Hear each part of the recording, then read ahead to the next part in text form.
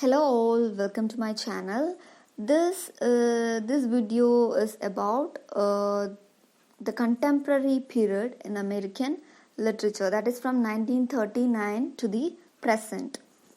World War II and especially the disillusionment with Soviet communism consequent upon the Moscow trials for alleged treason and Stalin's signing of the Russo-German pact with Hitler in 1939 largely entered the literary radicalism of the 1930s. I repeat, World War II and especially the disillusionment with the Soviet communism consequent upon the Moscow trials for alleged treason and Stalin's signing of the Russo-German pact with the Hitler in 1939 largely ended the literary radicalism of the 1930s.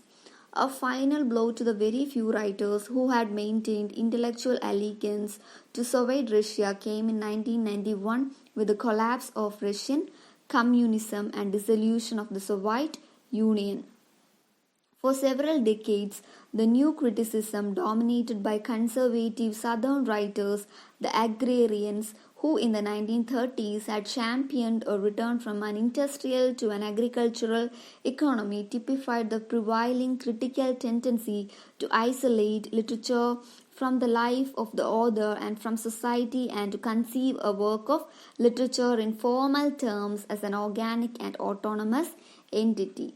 The eminent and influential critics Edmund Wilson and Lionel Trilling, however, as well as other critics grouped with them as the New York intellectuals, including Philip Rao, Alfred Cassin, DeWitt MacDonald, and Irving Howe, continued through the 1960s to deal with a work of literature humanistically and historically in the context of its author's life, temperament, and social milieu, and in terms of the work's moral and imaginative qualities and its consequences for society.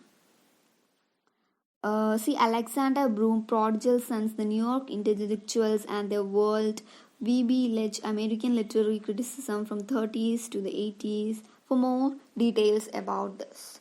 Okay, moving to the next. The 1950s, while often regarded in retrospect as a period of cultural conformity and complacency, was marked by the emergence of vigorous anti-establishment and anti-traditional literary movements.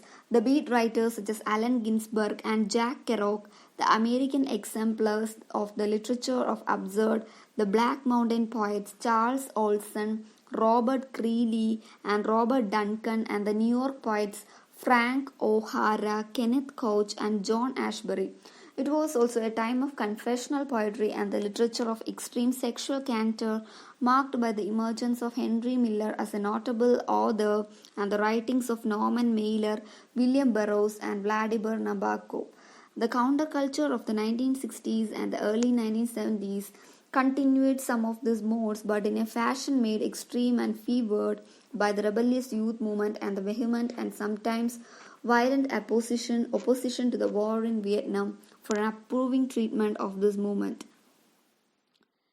Important American writers after World War II include in prose fiction Vladimir Nabokov, Eudora Welty, Robert Penn Warren, Bernard Malamud, James Gould Cousins, Saul Bellow, Mary McCarthy, Norman Mailer, John Updike, Kurt Vonnegut, Jr. Thomas Pynchon, John Barth, Donald Barthelme, E.L. Doctorow, Cynthia Ozick, and Joyce Carol Oates in poetry. Marina Moore, Robert Penn Warren, Theodore Roethke, Elizabeth Bishop, Richard Wilbur, Robert Lowell, Allen Ginsberg, Adrienne Rich, Sylvia Plath, A.R. Ammons, and John Ashbery, and in drama, Thornton Wilder, Lillian Hellman, Arthur Miller, Tennessee Williams, Edward Albee, and a number of more recent playwrights, including Sam Shepard, David Mamet, Tony Kushner, and Wendy Wasserstein.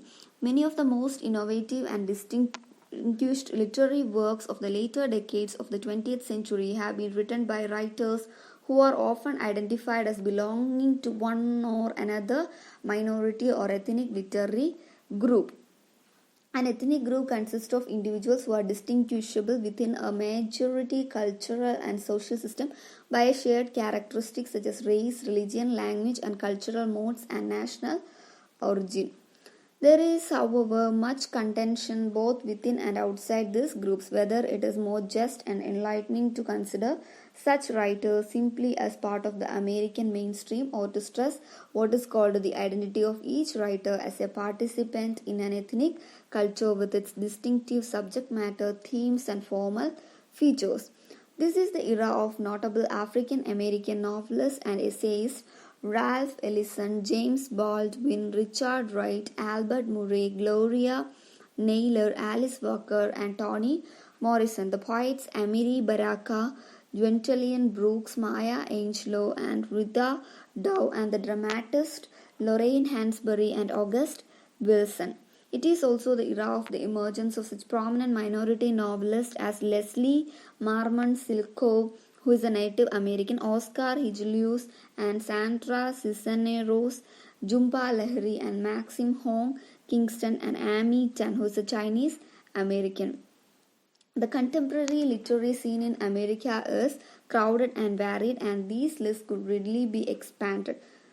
We must await the passage of time to determine which writers now actively emerge as enduringly major figures in the canon of American literature. So that's all about American literature. This is only a brief overview of American literature. Different names of different poets, novelists, and dramatists of various periods are included in this. If there is anything wrong with pronunciation, sorry, I'm extremely sorry for that. Hope you understood. Thank you.